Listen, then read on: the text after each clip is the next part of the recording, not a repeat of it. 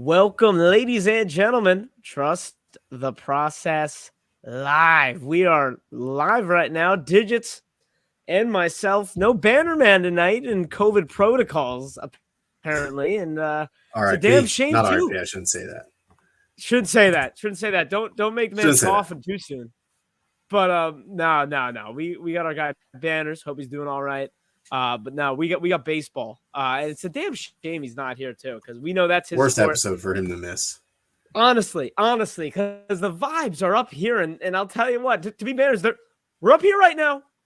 No one's taking me down there. No one's taking me down there, and that's the bottom line. Digits, you got anything? Tell us how you are. I'm feeling good. I've been paying more attention to baseball than I have in any other spring training in my recent memory, so that's only a good thing, right? Oh, it's certainly a good thing, and I realized something over this spring training, and like a little bit before. People talk about like baseball dying, and like sure, it's not like what it used to be or like what the other leagues may be right now. It's regional, man. When the Phils are good, all of a sudden baseball isn't dead for us. So listen, that's what it's going to be like. I'll be at the bank Friday, Saturday, and Sunday. I am as excited Wow, triple as header. could be. Oh yeah, man. Oh, I'm all in. So without Ooh, further ado, okay. man, we'll jump right into it. Phillies opening day, Friday. So simple. It's just so simple. And it's kind of just like a blanket statement to get things going here. How high can this team climb, Max? How freaking high can this team climb? Because we're talking playoffs. I think we've both proclaimed the playoffs. And I think everyone's proclaiming playoffs. I don't think I've heard anyone say WS yet, right? And I don't think I'm saying the old WS here. But Digits, I want your takes on it, right? I know you're not usually a baseball guy, but you've been a lot more in tune. What are you I've feeling? been How high I've can we been trying climb? to be as in tune as I could be because maybe it was my spidey senses telling me that this moment would come where we 100%. need to come together and lift up the lack of banners in a baseball episode. So I'm gonna say this, right? I'm a numbers guy. I like finding the value in things. The Philadelphia Phillies, last time I looked, are plus 300 to win the National League East. Tell me that doesn't ring a nice South Philadelphia Liberty Bell for you, That right? does. So That something does. about that just seems enticing to me. The Mets, who everybody expected to break through this year, I mean, they're Metsing. They're Metsing as only the Mets can before the season even begins. Two of the most fearfully dominant players in the whole league, let alone in our division, are both slated to miss significant chunks of time, and that's a big deal. Like that is a huge deal. Yeah. The Braves have lost some firepower. I think the Braves are obviously you're a net negative if you lose Freddie Freeman, right? So I don't think there's really any one particular guy that could really fill that void. The Braves are still going to be really good. I think I'm most worried about them at this point in time. The Nationals, they do have probably the best player in the division, right? All things considered, like the best positional player, maybe not pitcher or overall player. But Juan Soto is a beast, and I don't know that lineup seems a little thin around him to me personally. So Absolutely. I think there's absolutely a world where the Phillies just mash their way to a division title. Like this is going to be a team that is fun to watch. Like they're not going to have long rally innings, but we're going to see a lot of 1s through 3s on inning scoreboards throughout the year, I think. 100%. You hit the main point there, which was the Braves and the Mets that I was going to say. And oh hell yeah, that's a net negative for the Braves. Freddie Freeman, arguably best hitter on all of baseball. Could be. And they did a nice Could be. job. They did a nice job, like kind of replacing him in the sense where, if you're familiar with Moneyball like I am, they go, how do we replace Jason Giambi? And Billy Bean comes in, he's like, you don't replace Jason Giambi. You just don't do it. And, of course, they piecemeal some guys together who are hypothetically can produce. You cannot replace Freddie Freeman. You just don't do Agreed. it. So Agreed. for me, as the Phillies fan and supporter that we are, I mean, that's everything. And the Mets, Digits, I was saying before the season started, the season still hasn't started, but It's insane. It's insane how they do it. I just don't understand. 2 weeks ago, I mean, I was saying it, and I was embarrassed to say it, but I was saying, man, the Mets scare me, and I don't think they can screw it up this time. And it's already happening. It's already happening. I gotta believe it's going to keep happening. So Way to use your jinxing power for good. I try, man. I tried. But yeah, I think plus 300 Phillies to win NL East. That's value. I don't know if I'll take it because I already have a lot emotionally invested in that and don't need more financially invested in this team. Well, I don't have anything yet, but I'll be betting them often. We'll put it like that. So I'll hold off from the NL East future, but the Phillies money line is going to have to be an eye up every single day. How far can the team go though? The original question. I don't think they can win the World Series this year. I'm not saying they won't win the World Series. I'm not predicting it because I don't know. I say a lot of gaudy things. I say a lot of That would hot be takey gaudy things. even by your standards. I agree. The That World Series exactly. is that's a leap. That would be it's a leap. And it comes down to starting pitching in my mind. That's going to be the one thing that holds the team back cuz Digits, say it with me, buddy. The bullpen's not bad. The bullpen for It once feels good to say on paper. is On paper, not don't. dude. It's I refuse to believe that anybody wearing a Phillies uniform that's brought in from the bullpen can pitch good until I see it. I know that it used to happen, but it's been so long that it's starting to feel like Indian graveyard burial site kind of yep. deal. It's fair, man. It's fair. And I think David Robertson is like the poster boy for all that. Let's just hope Corey Knievel is not David Robertson 2.0 because Corey Knievel is a killer here.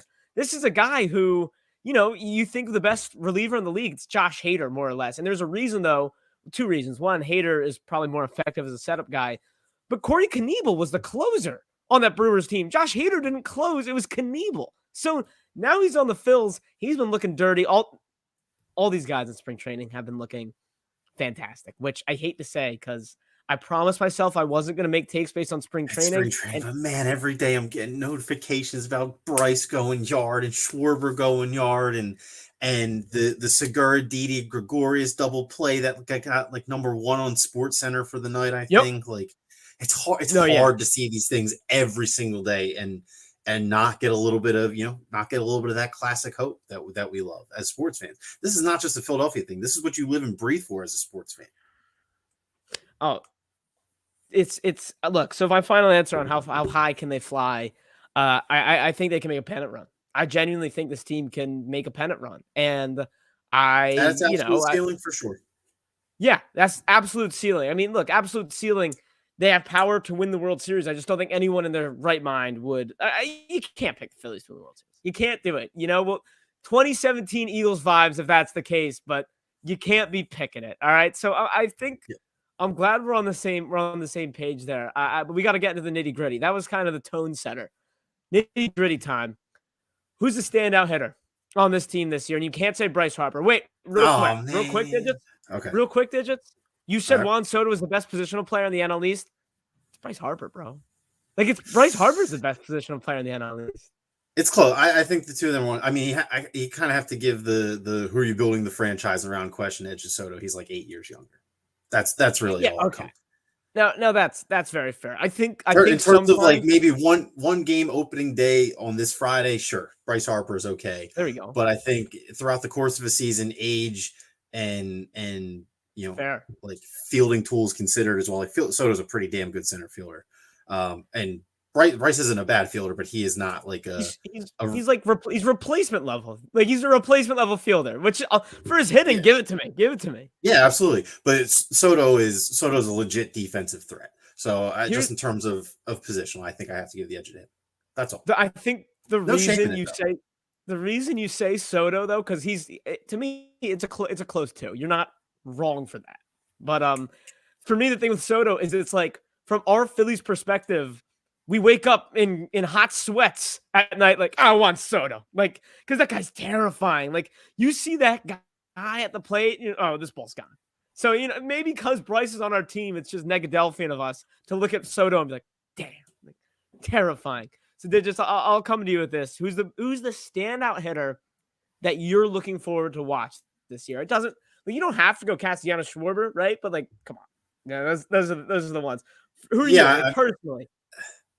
For me, I think it's going to be more Castellanos, A, for the memes, and B, for the fact that I think he'll be batting behind Bryce more regularly, right? So like he'll be the real key, right? Like if teams don't need to respect the guy behind. Like the whole reason we talk about stacked lineups is if a team doesn't need to respect the guy who bats after you, they don't need to respect you, right? Like who cares how good Bryce is if the guy behind him is in a 1-for-27 slump kind of deal.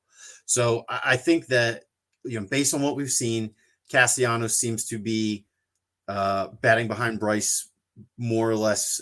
I don't know, have the Phillies spring training lineups memorized here, so sue me. Sure. But from what I've seen, I believe Castellanos has been holding down, either 4 when Bryce bats 3 or 5 if Bryce is batted 4, which I think has happened once, but I'm not 100% on that. But in general, for me, it should be Castellanos, right? Like he's also like Schwarber's old. Like for me, Schwarber's a DH, right? So like, yeah, I feel like slumps aren't going to be like a huge deal for him, right? Like if he's having a slump, you just, you give a guy a rest day in the field and you rest Schwarber, right? But for the guys who are going to be everyday positional players, I think that's, also I'm not used to having a DH, right? So I guess I can't really speak fully on it, but I think Castellanos is going to be the guy for me to watch, especially because I don't say he came out of nowhere, but I mean, last year was definitely clearly the best year of his career from most metrics. Well, the thing with Castellanos, is that like it's funny to say, and then like might be galaxy braining this a bit, but the reason people attribute last year to being one of his better years or his best year, one, I mean, first of all, that was the Reds lineup was actually pretty respectable. To your point, yep. This lineup is better, and the reason that he was better last year than any other season from Castellanos is because he played in the Reds ballpark.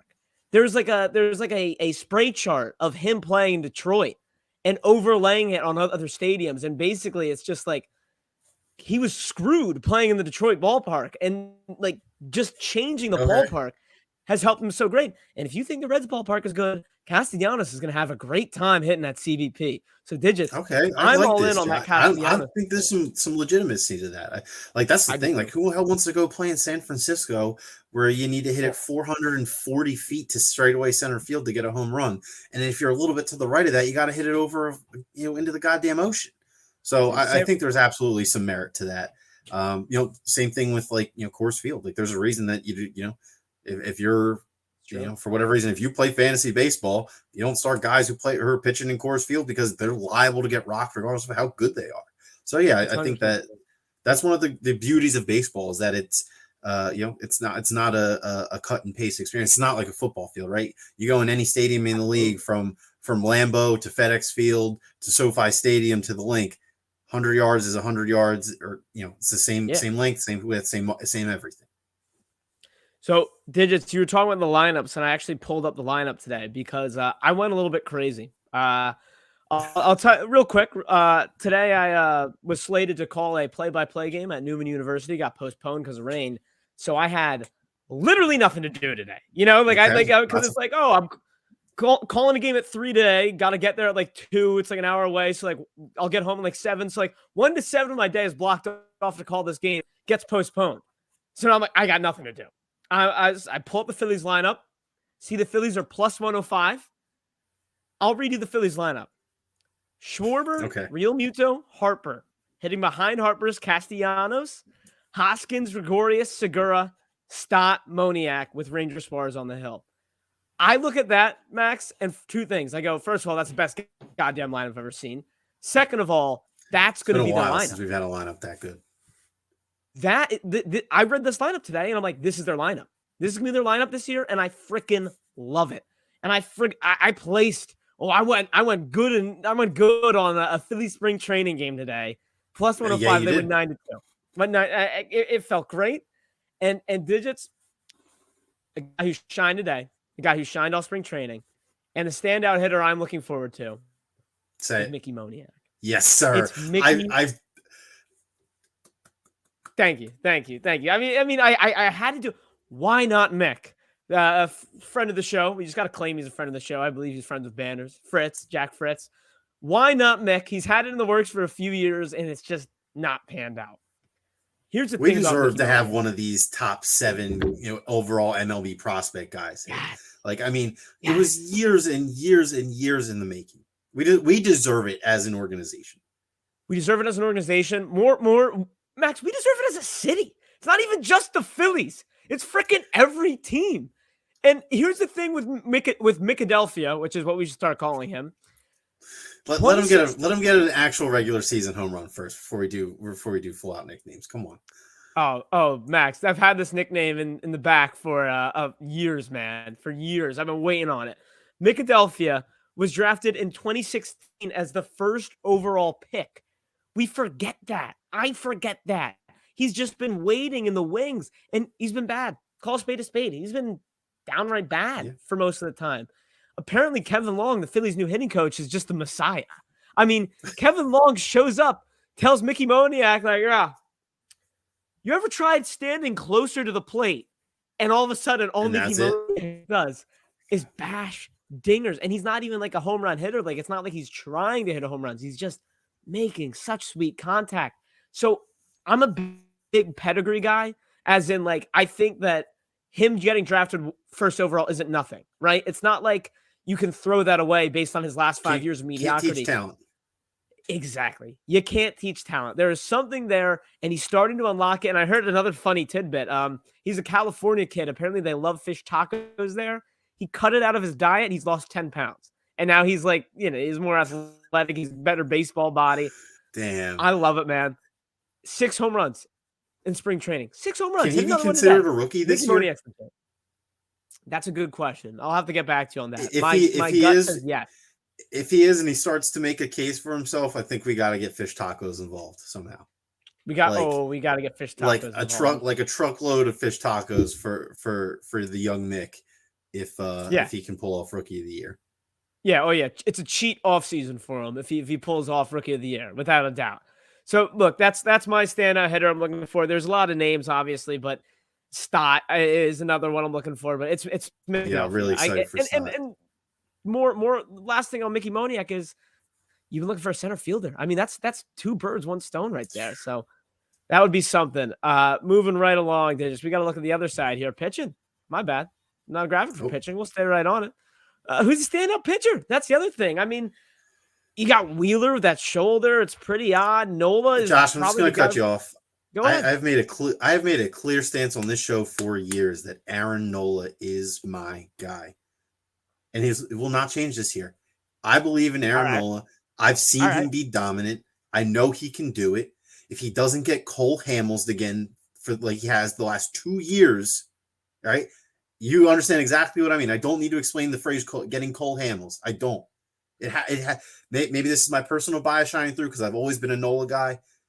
I swear to God, if this guy could get 3+ runs in 50% of his starts, he'd win 15 to 17 games, no question.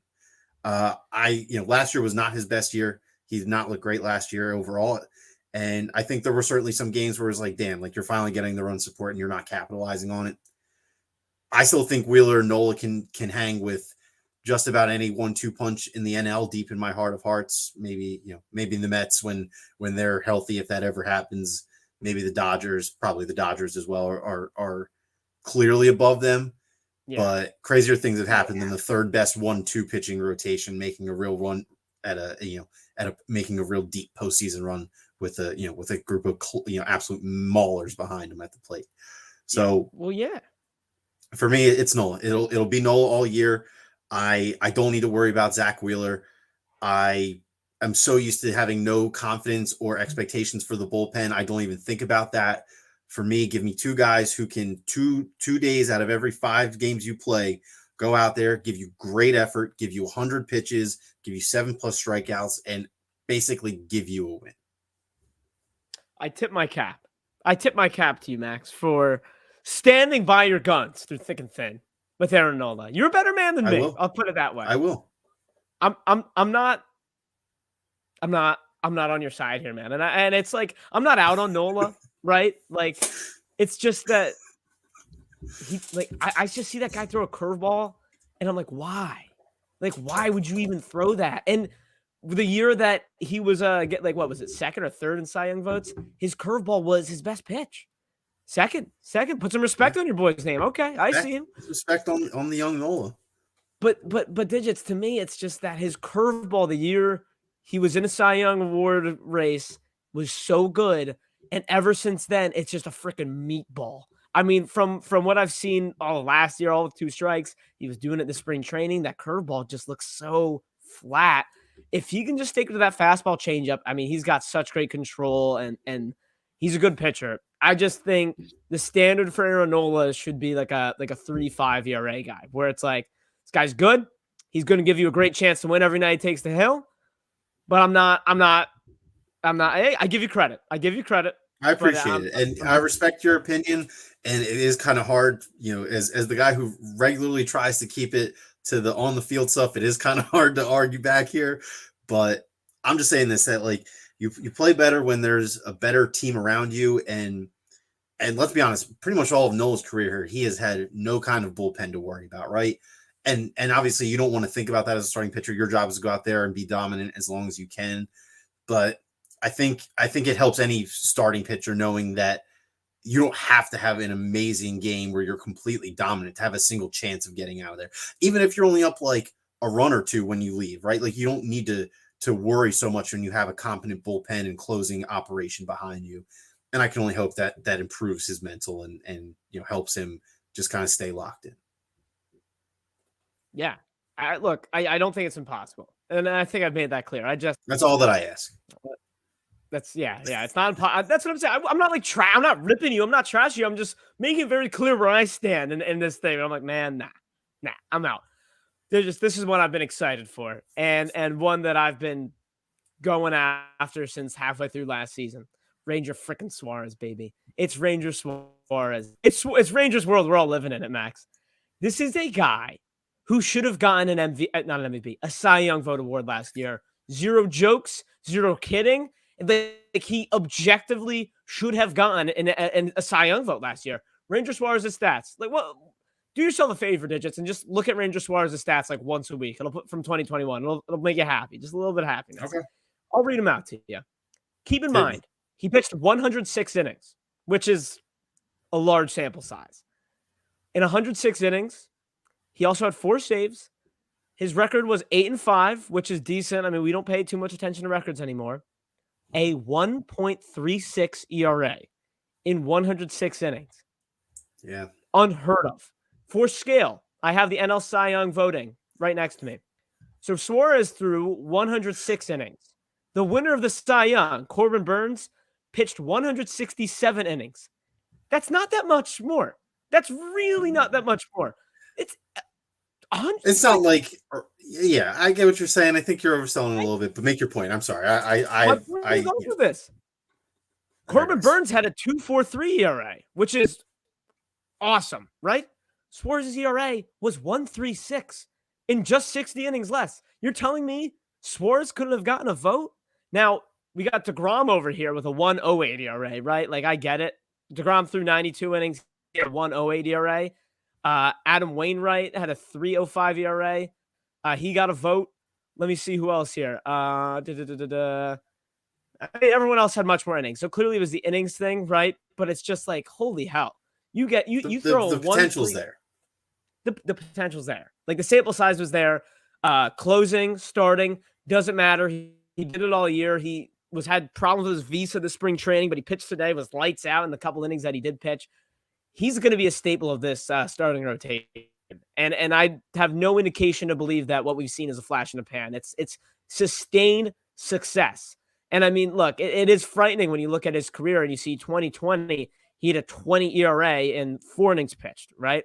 But in 2019, guy had a 3 ERA in 50 innings pitched. Like, this is a guy who is reliable, and this is a guy who I'm not going to call him elite, right? Like to contradict myself, I'm not going to overblow it, right? While 106 innings pitched is a lot, it's like still he's Ranger Suarez, right? I'm not going to put all my chips on him. I'm so excited for this guy. I just think he's going to be the major factor in whatever the Phillies end up doing this year, because someone's going to get hurt, right? Invariably, a pitcher is going to get hurt, and Rangers' role is going to get bumped up even more. So if this guy can be close to what he was last year, this team's dangerous. And Digits, you made a point earlier, like about the 1-2, and the Dodgers probably have a better one. I can't off the top of my head think of the best 1-2s right now. But the point is, like, right, like the Phillies don't have the best 1-2, even though they've got a very strong 1-2. Phil's got such a strong 1-5. And I don't think we've been able to say that for a while. Like, people forget Kyle Gibson is on this team. And Gibson, while he's getting up there in years, he's just very Yeah, I sustainable, forgot. reliable guy. I'll be honest. There you go. If he's your 5 guy, it's Kyle Gibson. So Yeah, you're not. I just think there's so much to be excited for on this team, both sides of the ball. And while pitching certainly isn't their strength of the team, pitching, it shouldn't be like, oh no, this guy's coming in. Like, I'm sure there will be that one guy, which that should be a question. I feel like every team has that one bullpen guy where it's like, oh shit, here we go, this guy's coming in. But for the last couple of years, every single guy the Phillies call out from the bullpen is, shit, this guy's coming in. Exactly. And like, I mean, how many times in the last two years that we've known each other, Josh, have we sat on this exact show and just been like, you know, the Phillies blew 3 games this week. The Phillies blew 2 games this week. Did you ever have any doubt when they were up 8-2 that they were still going to win that game? Like, it was a foregone conclusion, and it finally seems like they've invested resources, at least enough resources to, like, absolutely, you know, get to kind of reel us back in. Absolutely, yeah. For next show, I just thought of it. For next show, we got to hand out the Aniel De Los Santos Award for who will be that guy who you just groan and you know the game's over when he's coming in, aka Aniel De Los Santos. So, man, I'm freaking juiced. I'll be there on Friday. Can't wait. We got to move on. Other sports. We got this big Philly sports week here. It's time, man. This is going to be the last episode of the regular season, Digits. It is insane to think that. Yeah. Who is the it? Sixers? Yeah. Oh yeah. Last game is on Sunday. Oh yeah. Right. Because the playoffs don't start till the 16th, but every team has a couple of days off before they start. Yeah, you got the play-in, and then you got more days off, which is exactly. I love it. I forgot that. Yes. Yeah. So here we go. Scary time. I'll take this one. It's so simple. Who the Sixers want to see in the playoffs? Man. Answers for me is, first off, no one. Showing you my faith in the Sixers team. That's a two-parter. One is my faith in the Sixers team, and second is just overall strength. Like, you really got to tip your cap to all these teams in the East, because even if you're like the Raptors, right? Like, I guess my answer would be the Raptors. No, that's not true. My final answer is the Chicago Bulls. And I'll take a step back and give my other argument, which is NFL logic here, right? You sweep a team in the regular season, no chance you're beating them in the playoffs, which terrifies me in this situation with the Bulls. It all comes down to this, man. Lonzo's done. And without Lonzo, I just don't think the Bulls are anything to be afraid of. And maybe I do overvalue Lonzo. In fact, I certainly overvalue Lonzo. But the Bulls have shown nothing to me, especially in this stretch run where, Digits, I know you're an NBA guy even more than me, but I literally, as you know, I don't watch like the first 50 games of the entire season. And I've been watching some basketball lately. You can tell these guys are turning it up a notch. The Bulls have just fizzled completely. So I would want to play the Bulls over anyone. But genuinely, Max, I look around, I look up and down this conference. I don't want to play anyone. I mean, the Hawks, I think, are going to give someone trouble. The Cavs, who, listen, I'm not scared of the Cavs, but they're going to give someone trouble. The Raptors, I'm fine playing the Raptors, but they don't have a star player, which is what I think is good. It's just, man, they're pesky, and they've been the only team who's ever been able to cut you off there for the Raptor stuff. Go ahead. The Raptor stuff. Games in Toronto, we will be without Matisse Thybulle. He's unvaccinated. Listed as unavailable for the game. Pause. I guess. Let's pause. Let's pause there. How shocked are you that Matisse Thybulle's unvaccinated? Kind of weird. It is kind of weird. It's very weird. Like, is that? I don't know who I thought it would be, but shocking? I don't know why. I like, obviously I knew it was not Joe or Harden, right? But I don't know. It's just, I always thought it'd be, I don't know, not him. Not him. I mean, he's never considered him, really. Like, I don't know. Like, for me, it's like Matisse, like, loves the environment, like, loves taking pictures, clearly on the left side in terms of things. All things pointing to a vaccinated man, you know? Like, jarring me. Like, Maxey, like, whatever, nice guy. I really don't give a damn, like, if he's vaccinated or not. But when it comes to the team, right? Like, we're not talking about politics here. We're talking about W's and L's, man. Get the shot. Yeah, get the shot. For my selfish sports viewing pleasure, if not for nothing else. Come on. Do it for your team. No. Like, I don't know. Side rant, but like, you know, you make so many millions of dollars, and like, there's just no way you're you're that stupid, or at least not surrounded by someone smart enough to be like, look, nothing's going to happen to you, dude. You're potentially losing out on millions of dollars here if you don't just get this shot. Like somebody's got to intervene there. Anyway, we're going to veer off that. I agree with you. I think it's the Bulls, right? I'm just going to go back to square one and answer the question here.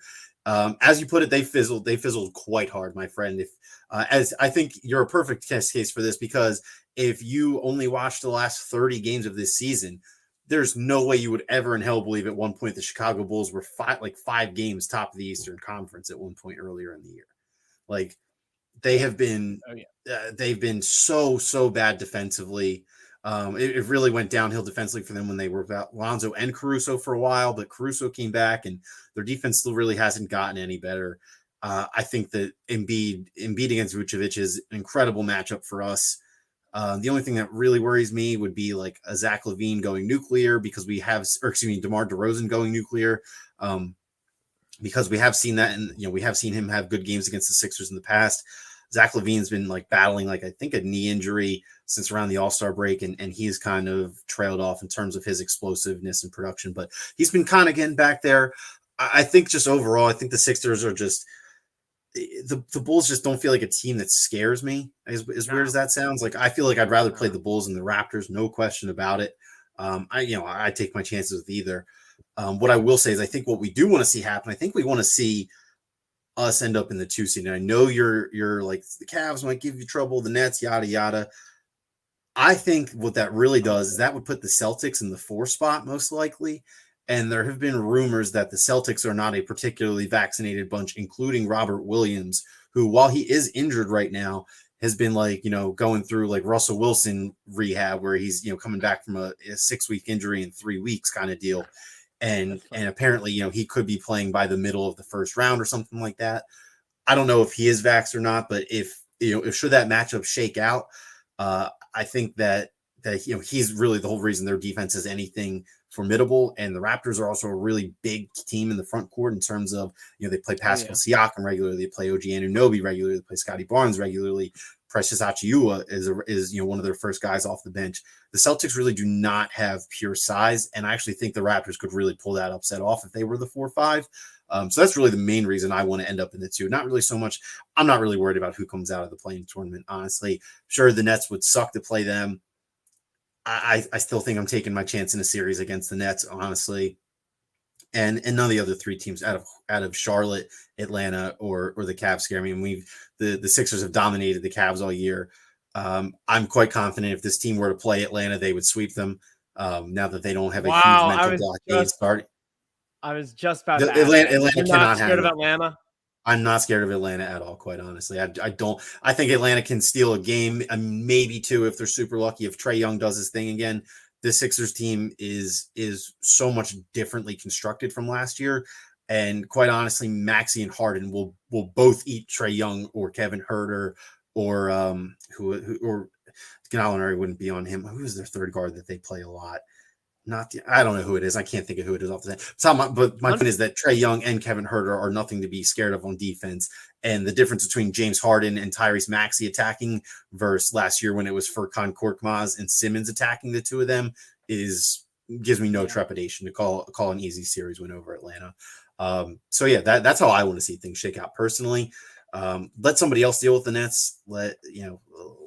Maybe we can take the 6 seed or something. I don't know, but yeah, I'm cool with the Raptors or the Bulls, but I would prefer to get up to 2 and get one of the play-in teams.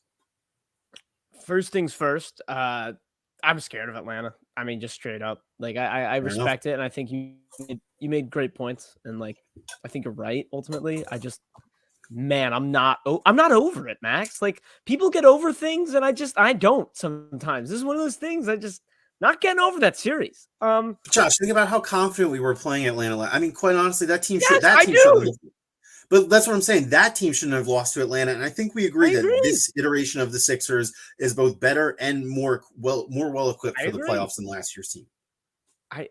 Max, I agree with everything you're saying. This is like one of those things I can't let go. And look, we'll get there when we get there. I don't think we're gonna have to worry about it. But listen, man, I agree with a lot of what you said. The Raptors are just one of those teams, like the way they're built, the way they play defense. You just don't want to run into them. You don't want to run into them right now. I just think they're I can't do any scoring, 93 to 91 playoff games, Josh. I can't. that, that's what I'm saying. Like if you can score, that's it. And we've seen so many times when you get into these slogs, the Sixers. I can't remember the Sixers winning like a slog playoff They're game not a before. slog And team. yeah, so You would think they could real be quick because they have. side thing. Go ahead. Side thing I've been thinking about here. Last 2 games of the year. So let's say the Sixers win tomorrow in Toronto, which is no easy task. They lock up they're at least top 4. It guarantees them a home playoff game, or home playoff series. Would you rest Embiid for the last 2 games, or would you make a push to seed higher? I think against the Pacers, maybe you can rest Embiid. Like I think they play back-to-back Saturday, Sunday. So I think regardless of what happens against Toronto, Embiid sits one of those games. I think that they'd be more inclined to rest people against the Pacers because I genuinely think the Pacers are the worst team in the NBA as of this moment in time. Wow. It's tough to say when Portland and Oklahoma City are on like third string. They're both on like third string G leaguers at this point. In terms of real NBA teams, I think the Pacers are the worst still remaining. Like I think the Pistons have actually been insane over the last 6-7 weeks or so.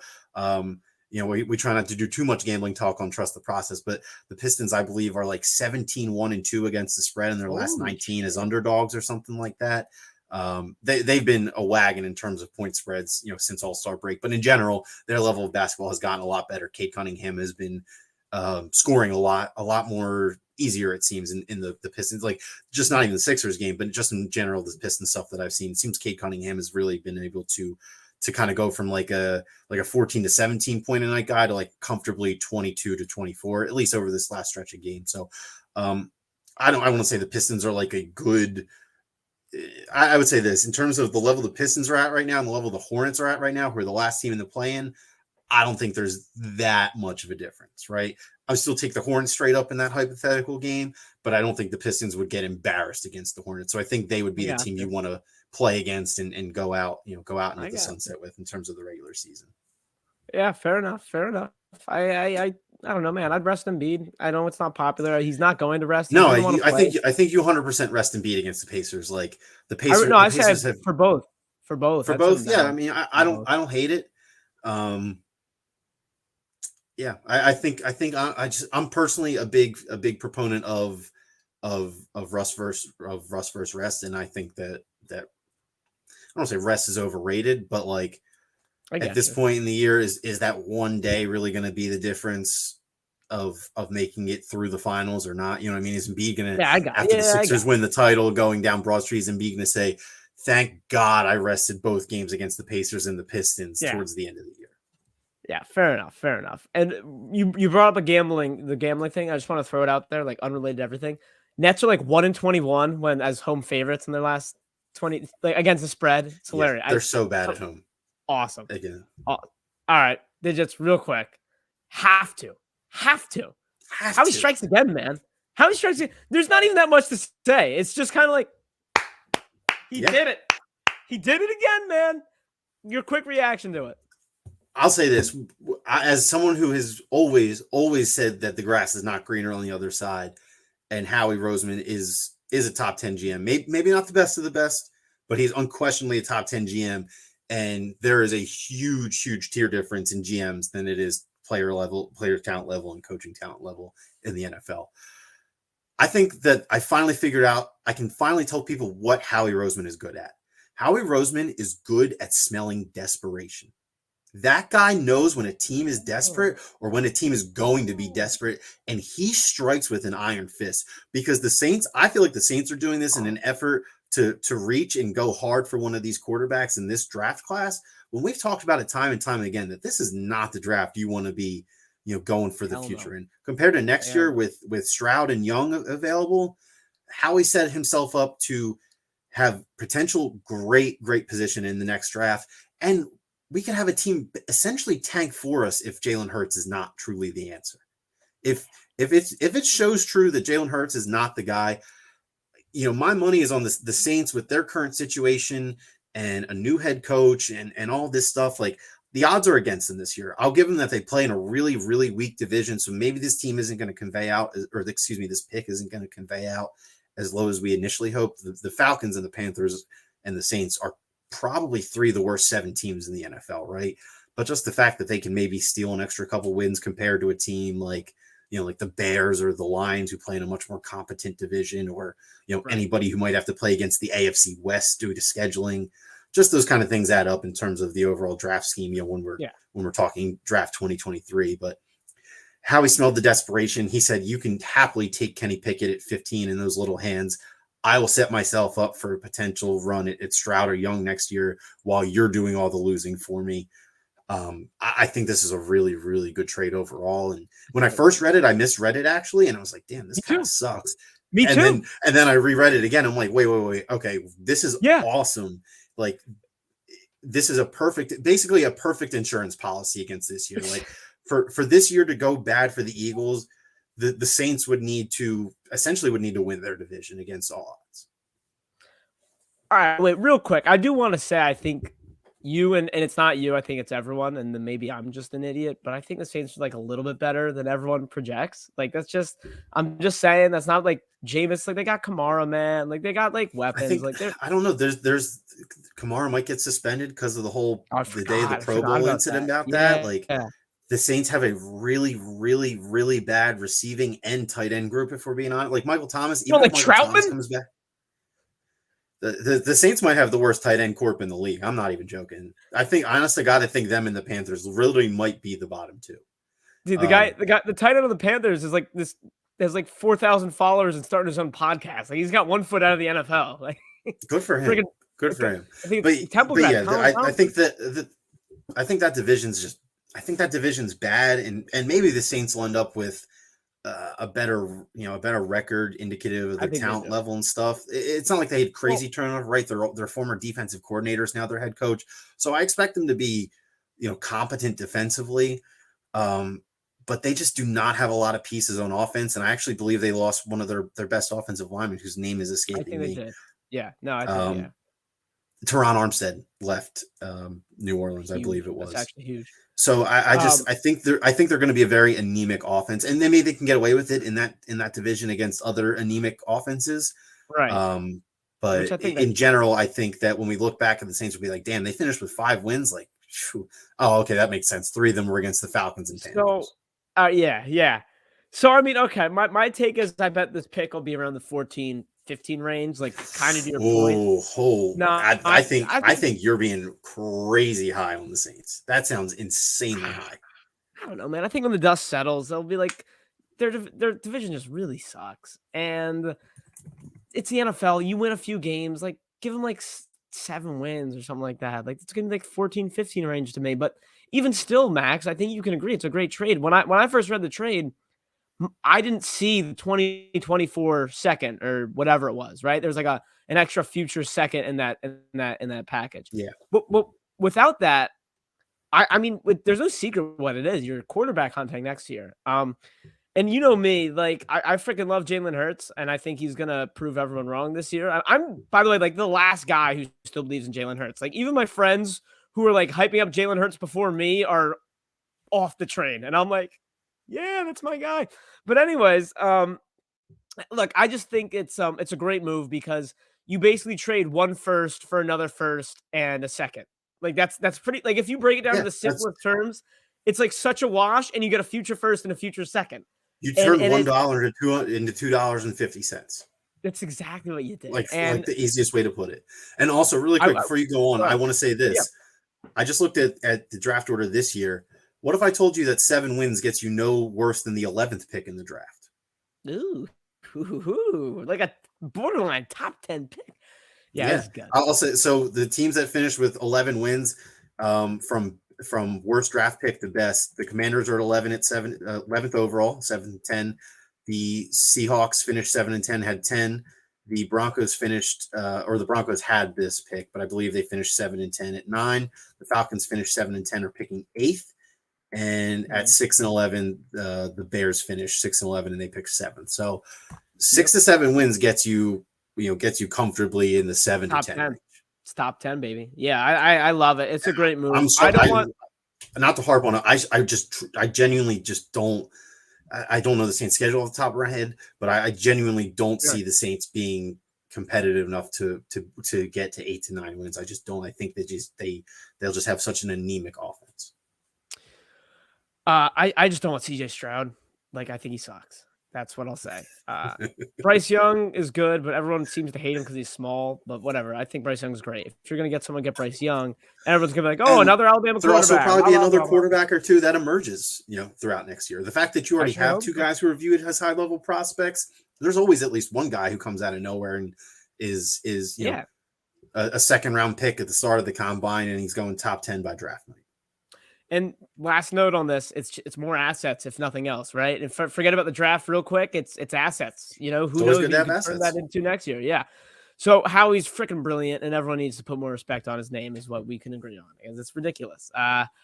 No. Oh, no, we do have a quick halftime today. I don't know if we've got a graphic for it. Oh, hello.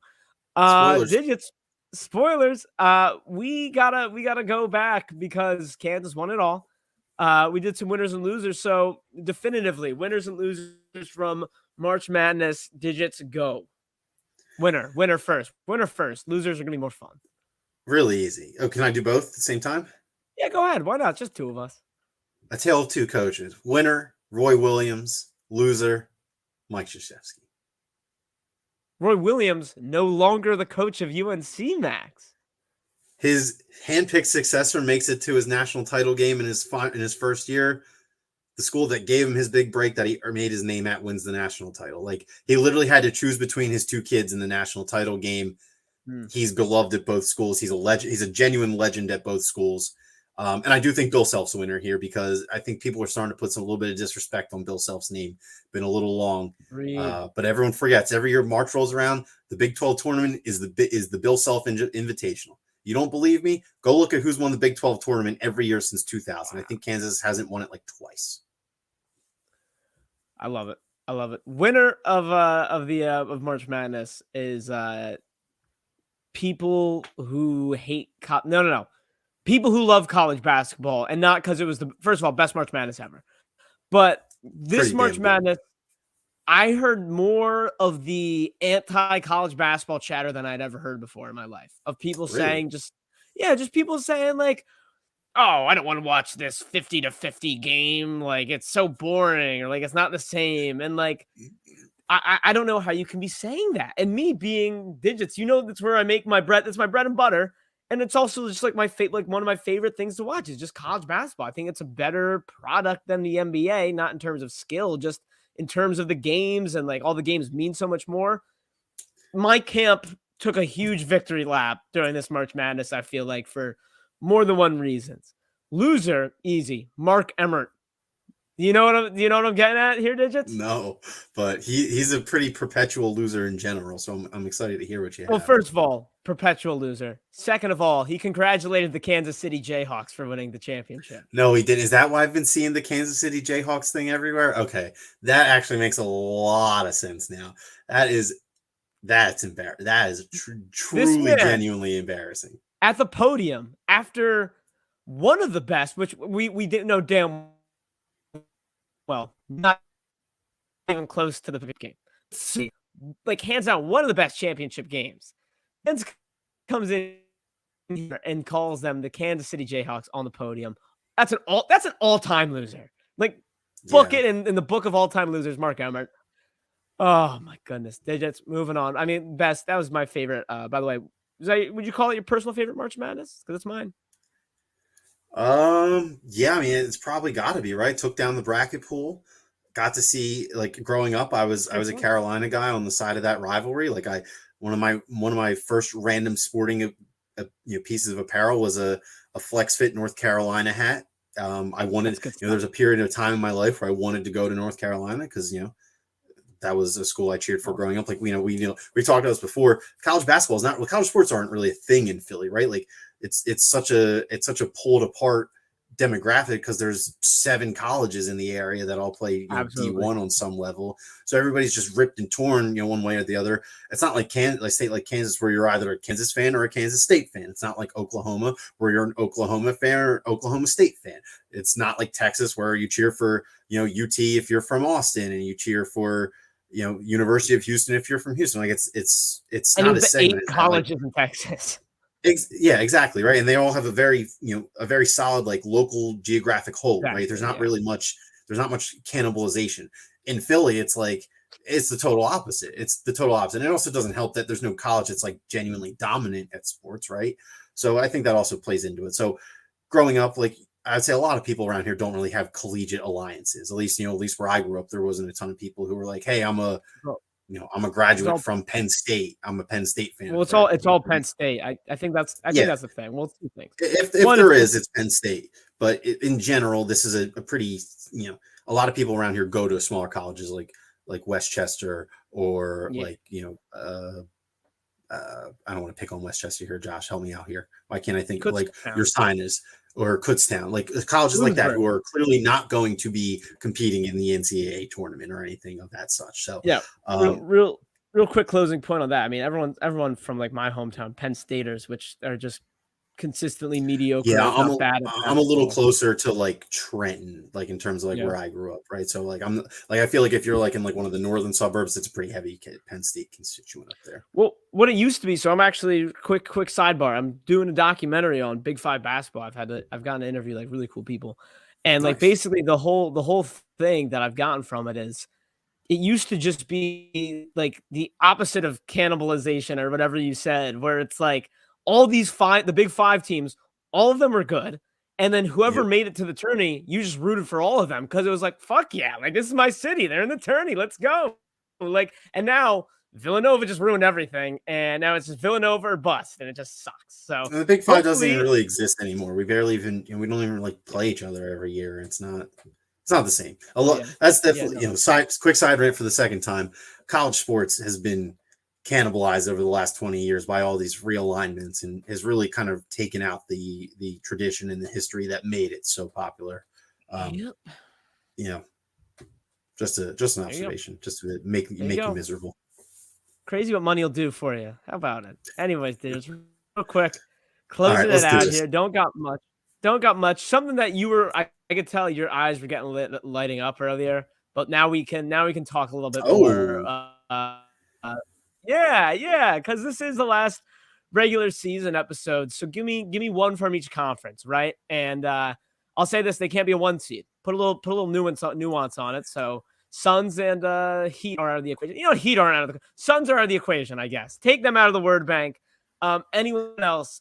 West Coast, East Coast. Who you got making a deep playoff run? I really wanted to use the Suns here. I will say this. The Memphis Grizzlies do not care about how inexperienced they are. They do not care how many rings you have as a collective. They do not care if you're on their floors or if you're at their home court or if they're on yours. They show up to play. They don't care who's missing. Ja Morant is an incredible player. The Grizzlies are 21-2 without him on the year. That is a damn good team. They're well coached. They play together. Go ahead. Grizzlies' record without Ja Morant is like stat of the century, literally. Like, it's insane. The amount of times I see it and the amount of times I'm still shocked to see it. It's a total anomaly. Grizzlies are like, man, Wi-Fi, the delay is unreal over here. My bad. But what I was saying is Grizzlies are kind of like similar to what I was saying about the Raptors too. The Grizzlies are just more talented than the Raptors. But you talk about a team where it's like, you got that mix of defense and you got that size and strength where like you got like Desmond Bane. I'll give him the Doug Martin nickname. Remember they called Doug Martin the muscle hamster coming into the NFL. That's Desmond Bane to me. Right. And like, that's just Desmond Bane. You got Dylan Brooks over there. You got all those guys. I think they're very made for the playoffs. I will say, Max, a Clippers Grizzlies first round matchup. Oh man. I think that has some juice, in my opinion. That's got a lot of juice. I agree. We got on the East Coast. I've respected them. I've been the number one respecter of them all year. I am having a hard time betting against the Milwaukee Bucks when it really matters the most. Their overtime win at Brooklyn last week was truly impressive. Chris Middleton got ejected in like halfway through the third quarter, and Giannis No, had it was later than that. Later than that. It was later. It was later than that. Okay, sorry. I was my concept of time is a little off. I was in Texas watching that game, so everything was an hour behind. But regardless, been there recently. Giannis took over that game in the last couple minutes of regulation and overtime. Had probably maybe not his biggest statistical performance of the season in terms of like sheer numbers. Like I think he's had a 50-point game, but in terms of like having a huge game when it matters, he went into Brooklyn and he snatched victory from the jaws of defeat. And watching that really just made me even more worried for potentially running into Milwaukee in the playoffs, should it happen. I maintain the stance that I will happily take the Heat in the second round. I'll happily take the Heat in the second round. I will hope and pray that if I have to play Milwaukee, it's in the conference finals for a shot at the title. I would really not like to see them any time before that. Yeah, the Bucks, man. The Bucks are damn good. I mean, they're. I don't want to say they're going to do it again. We talk about this a lot, but they have that championship swagger now. They don't die. They are a team that just don't go away. If you're not beating the Bucks by 10 with a minute to go, they are in the game. And that's exactly what I was about to say. We talk about a championship hangover, and the Bucks have the opposite of that, and it's very obvious. Yeah. And earlier in the year, I was trying to spin a narrative that they did have it, and like I was saying, they like did have it being the early last 20 games of the year only guy. Well, yeah, but like that's what I'm saying though. If I'm a last 20 games of the year guy, so I'll stick to my guns here. And damn, on that note, I'll pick a different team from the East. The cuss is crying, Max, as in the Boston Celtics. Cuss cries. Remember that one? No, I don't. Oh man. They had the warm-ups when the Sixers playoff series. I can't remember one of the three, which it was. It was see us rise, but it was like a C for Celtics. And it just looked like cuss cries, and it looked ridiculous. Okay. And I friggin' cuss cries, man. They scare me. They scare me, and I think they should scare you, and they should scare everyone. They do not scare me without Robert Williams, who, as far as I'm concerned, as of this moment in time, the Celtics out of the top four, I think, are the most likely to lose in the first round because their defense it's like the Jazz without Rudy Gobert. Quite honestly, when Rudy Gobert is in for the Jazz, and first when he's not, it's like a 13 PER or whatever the basketball stat is equivalency for defense, or DVOA, I believe is actually it.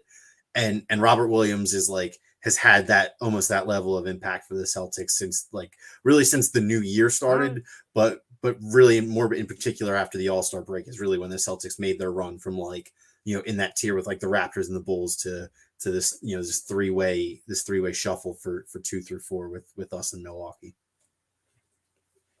And I do default to you, right? Like you're clearly more the NBA guy, but it's just, man, and there's something to be said about actual fear of the Boston Celtics. Like people get told stories, the Boogie Monster. Like I was like made sure my closet was open so I could make sure the Celtics were there and they weren't going to pop out and scare me. And I'm scared of them, man. I don't want a Celtics series.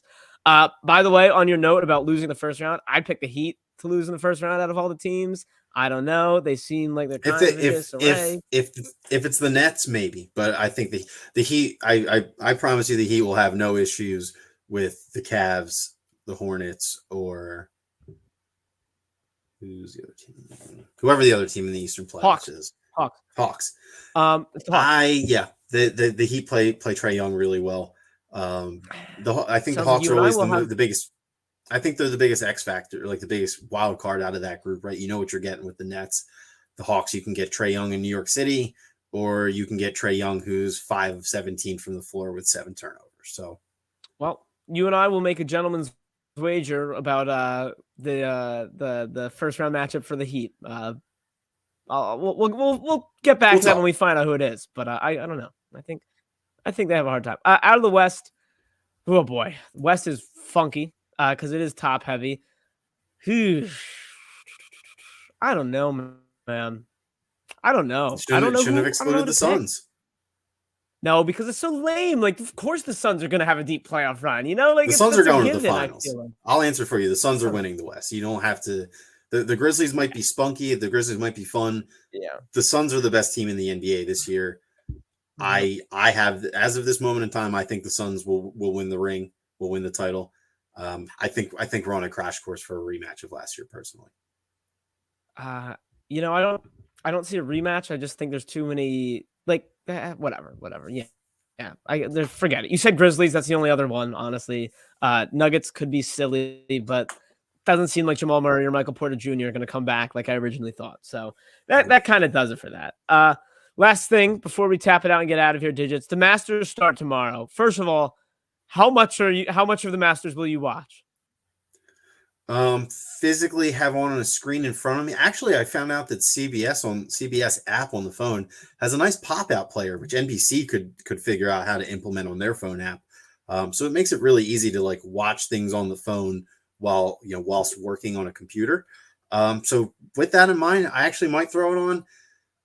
Golf is super duper relaxing. It's maybe not Thursday and Friday, but there's nothing wrong with a little post cut Saturday, Sundays, golf action, especially Sundays of a major. Like, that is prime time sporting. Like, even if you're not a particular fan of the sport, like, if you know anything about golf, that Sunday is it's championship Sunday. Someone's going to finally win the tournament that's been going on for 4 days. And after all these people have played all these holes, all these, same number of times, someone's finally going to prove himself as the best person. So FanDuel has an odds boost, which I think is like one of the most impressive and well-made odds boosts I've ever seen, because it's just so fun and it just sucks. People like me who I like golf, right? Like, I don't really watch it, but I think I don't know. I think I like golf just like slightly more than you, if that makes any sense. But anyways, this is a super boost.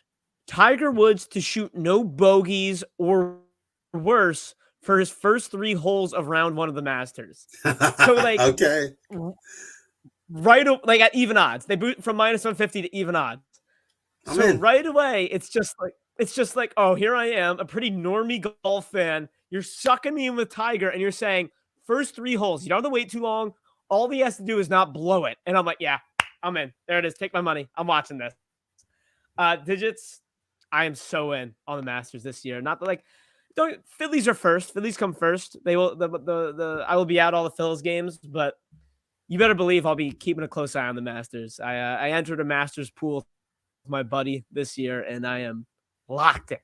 That's it. I just kind of wanted to gauge your excitement for the Masters. You give Tiger any shot? If Tiger says he's healthy enough to play, I'm always going to give him a shot. Damn right. That's the correct answer, and that's what I was thinking too. Max, you got anything to tap us out? I don't have running water right now. Not a big deal, right? So when we're done here, I'm going to go pee in my backyard. What? Like concrete? Like not grass? Concrete. That's all good. Nothing's behind my back fence. I'm not bothering anybody. Ooh, that's a good tap out right there. Mine is get your coats on. Blue Coats playoff action, baby. My good friend and co-anchor at Owl Sports Update, his dad is the president of non-relations for the Delaware Blue Coats. So my buddy brought all his high school friends and his college friends to the Blue Coats, and we had carte blanche, like food and everything. I couldn't drink. I was driving home. I had, you know what I did looked like next? A pretty good time.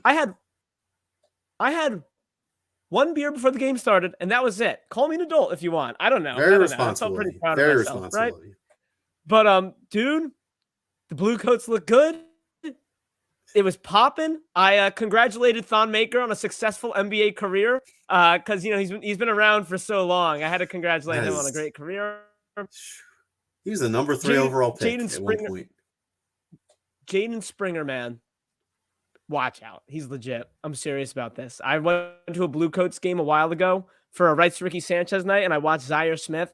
Said right away, that guy sucks. I mean, that guy can't do it. You watch Jaden Springer, and you can clearly tell that this guy isn't a normal G leaguer. So Jaden Springer is going to be legit next year. Blue Coats, get your coats on. All in on the Blue Coats playoff run. But Digits, I'd say we held down the fort pretty nicely today. We'll see you next week, Philly. Hopefully Banners will Wow. be here to get in his 2 cents about the Phillies regular season will baseball. have started. The Sixers regular season will have ended. Whew. That's right, baby. Busy week. That's right. Well, as always, we are brought to you by My New Philly, where something's always new and everything's And always everything's Philly. always Philly. We will see you next week. Man, my delay is ridiculous. So my apologies for how bad that probably came out. See ya. Have a good one, everybody. I figured it out.